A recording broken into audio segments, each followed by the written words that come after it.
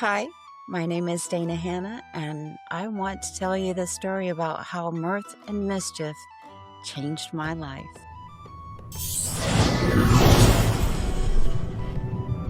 Decided to go on a whim after seeing this on Fox 5 to kind of break up the boredom, the monotony, have something interesting to do. And by the way, there is a castle in North Georgia. Who knew? There's actually a castle. I didn't know an awful lot about it because it was its first year. And so my husband and I went. You have to be there when the doors open. I think that I have an absolute mad crush on a tree and an owl. And it seemed like the event was everything that the best of Georgia has to offer, from the Georgia Renaissance Festival vibe mixed in with a little bit of the Dragon Con dress up vibe, the Alliance Theater thrown in there. Of course, Atlanta has one of the best music scenes. And then sprinkle in just a little bit of the Center for Puppetry Arts. And a little bit of Cirque du Soleil in there just for good measure. My husband and I didn't feel as though we were watching things happen, as we were a part of things that were happening. From the show itself and wandering around the castle and seeing the chamber musicians and the artists painting the portrait, we felt so much a part of it, and getting to know everyone that was there. Everyone was so open. You feel instantly at home and like you're with your people. Had a most amazing time. Like I said, I think I also have a crush on an owl because Freebird's voice was absolutely amazing. But things got a little odd after the show, after seeing this giant dragon on top of a turret and fire dancers and being a part of that energy. I felt like I took it home with me, and I didn't start to notice it right away. I'm a maker, and as a maker, sometimes the slings and arrows of life sort of pull your energy down, and I was letting that happen to me. And I started feeling something different. I had been in a creative drought for a very long time and dreaming of having my own shop, but work and life starts to pull that energy away. As my husband and I were leaving, whenever we leave events, one of the things that we do is we stop and get breakfast. And we're sitting and laughing and talking while eating. And my husband started just staring at me, and I was like, why are you staring at me? He was like, it's just so nice to see you this happy. You haven't been this happy in a long time. Something inside of me started to grow, and it was gradual at first, where I felt that creative spark again, like I could feel my heartbeat in my chest again. And I had the idea of taking one of the drink tokens and seeing if I could give it a second life, because I took one of the drink tokens that we were given and slid it in my pocket. And as you can tell, I still keep it in my pocket for inspiration. So I reached out to Queen Kelly and asked her if I could repurpose some of them, and she agreed. And I thought, I'll just put it on a cord and wear it around my neck. She says, no, I'll do it with the one I carry in my pocket. And she said yes. But when I got it, this little group of tokens, all of these ideas came to my mind of not just doing something simple. I started sketching again and coming up with all of these ideas and started making again. And it was like a snowball rolling downhill, where I felt like I could do it.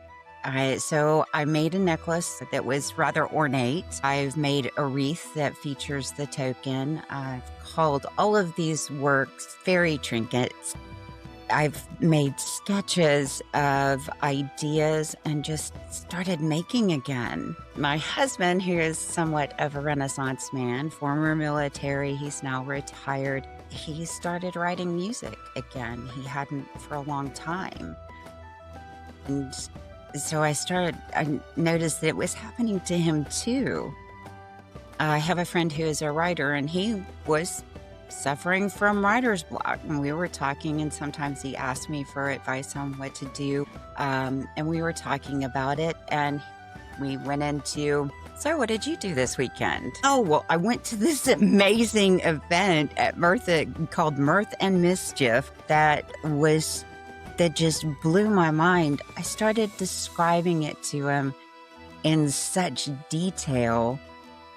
And I've talked about it nonstop since the event happened this past summer. But my friend who I talked to about Mirth and Mischief, a few days later, he called me back and said, my writer's block is gone. I've already written 15 pages just today. And I thought that was amazing. He's already sent me some so that I could read what he was writing and the characters that he was writing. And it is far outside of what he normally does. And he said that listening to me talk about the event of Mirth and Mischief, that seemed to help. He drew from my experiences there and kind of went outside of what he normally writes about and started imagining worlds of, dragons and gnomes and the moon goddess and queen. And it seemed like whatever was happening inside of me was spreading. And I didn't really put the two together when they were referring to light bearers.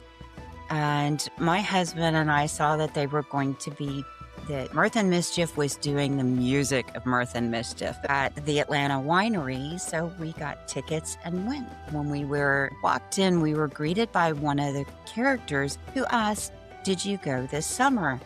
And my husband and I both were, "Yes, we did." And he said, "Oh, a light bearer." And I finally got it. It's that energy of Mirth and Mischief. It's not just a theatrical performance. It's not just an event that's far outside of what you would normally experience. It's an energy, a community that starts to grow inside of you. And I put my finger on it. I felt that light inside of me. And it wasn't just Mirth and Mischief being an inspiration for my creativity. It gave me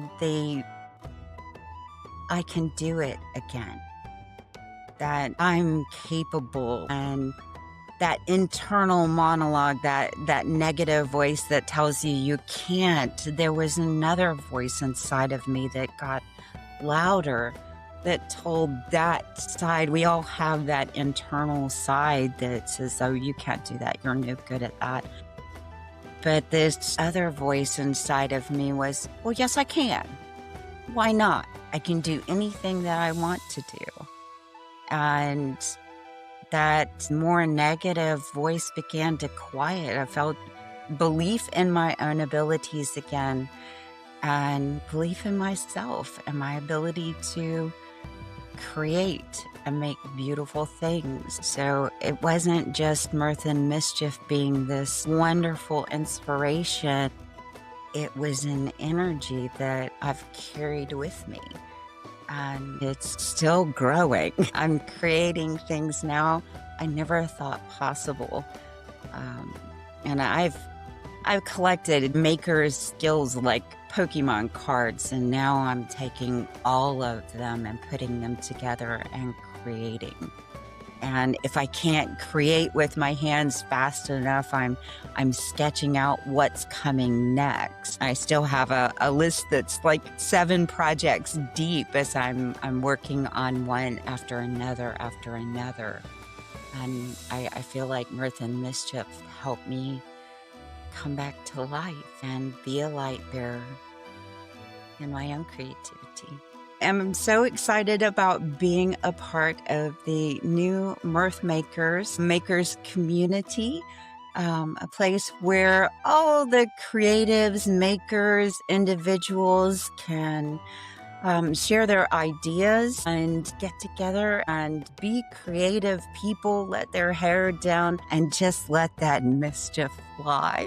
But I also got the opportunity to meet the folks that were more behind the scenes, not just the faces, but there's the muscle behind it. It seemed rather interesting and serendipitous. A young lady passed me who worked for Mirth Mischief, and I knew her face. So I stopped her. I was like, I know you. And she looked at me and she was, I know you. We couldn't quite put our finger on it, but it turns out she and I both went to the same high school. And in high school was when I felt my most creatively energetic and at the top of my game. She and I went to the same high school together and traveled in near the same circles. But it also turns out that one of the other characters, a singer, the young lady that I met, Melissa, she and I went to high school together. One of the singers for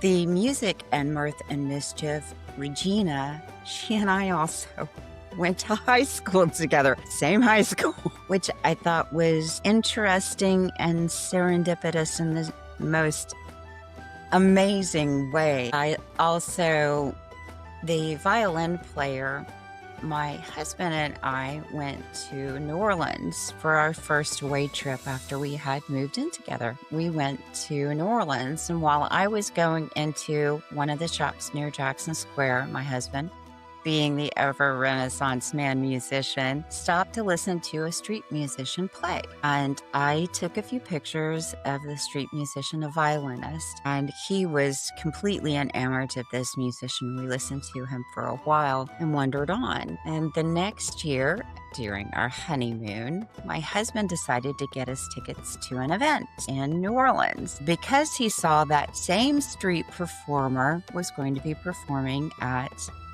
this event. So he got us tickets, and it was Paul Mercer. And I have seen Paul Mercer just serendipitously, love that word, as a street performer during Dragon Con. I didn't even know he was from Atlanta. We've seen him multiple times in New Orleans. We go to Mirth and Mischief, and we're waiting to see the violin player. Go into the room, and who is it but Paul Mercer? I even went to an event called Through the Veil, where Paul Mercer was one of the speakers, and he played for us. And it was just wonderful. At Mirth and Mischief, it wasn't just going to this lovely event and being so inspired. It was, I don't know, making those connections of people I haven't seen in years, people I've run into and was inspired by. I felt like not just fate going, hey, wake up. It's time for you to create. It's time for you to be yourself again, be a maker again. Here are all of these people that inspired you when you were young, that have inspired you for years. It's time to wake up. It's time to make. And I'm so delighted to now be a part of the maker community of Mirth and Mischief. I know I've kind of rambled on about collecting maker skills like Pokemon cards, but I've learned to what I called lost arts: knitting, crocheting, tatting, needlepoint. And I decided on a whim that I wanted to learn how to blow glass. But I also make jewelry. I do mixed media arts. I not just making glass art, but jewelry. I make wreaths using fabric, flowers, moss, any found objects. That's why I called them wandering fairy, because I sort of see it as pulling together things that fairies might pick up and put together as art. And I've branched that out to silversmithing and woodworking. And so pretty much everything that I could possibly do with my hands, I've been doing. Because of Mirth and Mischief, it started out as small, simple things, doing things again just to flex that muscle again. And now I've gone back into the studio and I've started making glass art again. So everything that I could possibly pull together all at one time, I started doing again and pulled everything together, which my husband has been telling me for years. You need to take all of these skills and combine them. Now I am. And being able to learn from other makers and talk to other makers. And I know from being at Mirth and Mischief that, and listening to other people that were there, everyone there was so open. Just the people who were participating in the event, they were so open and honest. It's like everyone who walked in the gate of Uhuburg Castle, they came with such an open heart and an open mind, and they were accepting of everyone. So I talked to so many people. They were so warm and inviting. And some of the vendors that they had there, I've actually connected with one of them. They're like, yes, let's, sure, do this. The maker Imagine 3D, he made the lanterns, in which I didn't get the opportunity to get one at the event.